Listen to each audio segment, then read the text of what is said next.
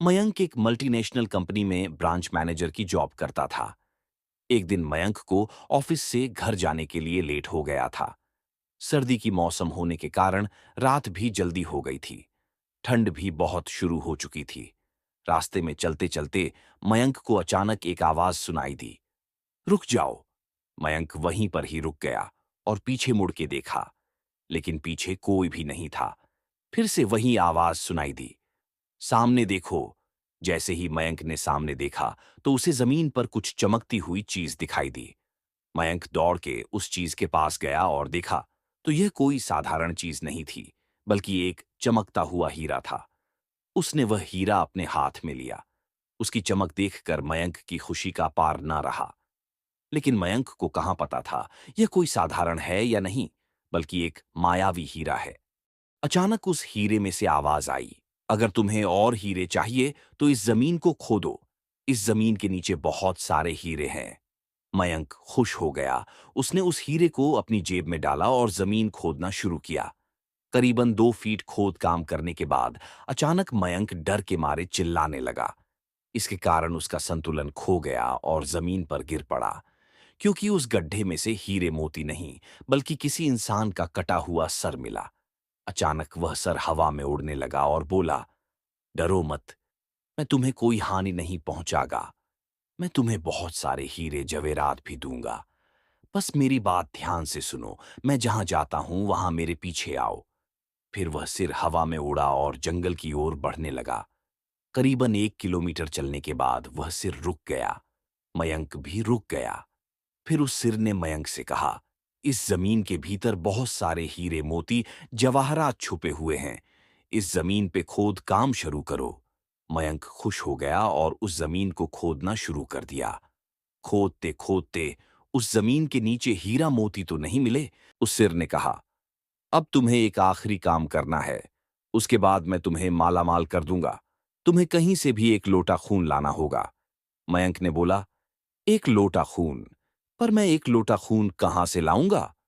उस सिर ने कहा, चलो मेरे साथ।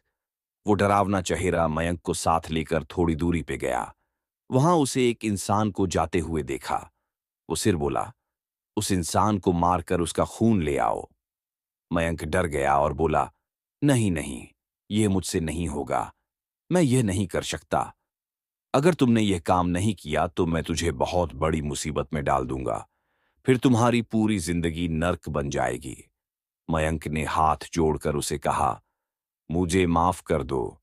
अगर मैंने उसे मार तो मुझे पुलिस गिरफ्तार कर देगी और मुझे जेल जाना पड़ेगा। उस सिर ने अपने तंत्र मंत्र की शक्ति से एक छुरी और लोटा प्रकट किया और गुस्से से बोला, अगर तुम मेरा यह काम नहीं करोगे तो मैं तुम्हारे पूरे परिवार को मौत के गाढ़ उतार दूंगा। मयंक ने मजबूरी में आकर उस आदमी को मार डाला और उसका खून लेकर उस सिर के पास गया। वो सिर खून को देखकर बहुत खुश हुआ और बोला, यह खून मेरे शरीर पे डाल दे। उस सिर के कहने पर मयंक ने खून को उसके शरीर पे डाल दिया। फिर कुछ ही देर में वो कटा हुआ सिर उस शरीर पे जुड़ गया। यह सब देखकर मयंक की हालत अब खराब होने लगी। वो उस भूत को देखकर काफी डर गया। जैसे ही वो भूत जिंदा हुआ तो जोर जोर से हंसने लगा और डरावनी आवाज में बोला, तुमने बहुत बड़ी गलती कर दी कि तुम्हें मुझे फिर से जिंदा कर दिया।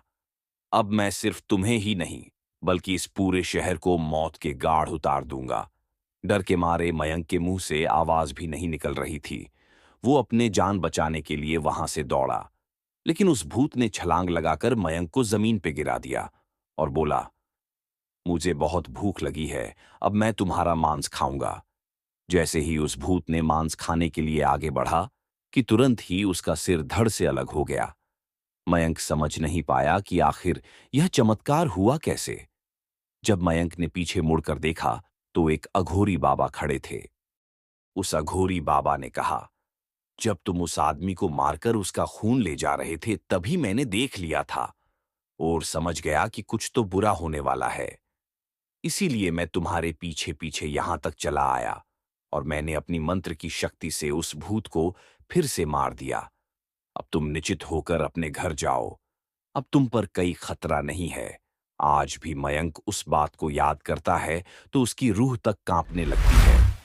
दोस्तों, आपको ये कहानी कैसी लगी प्लीज हमें कमेंट करके जरूर बताना।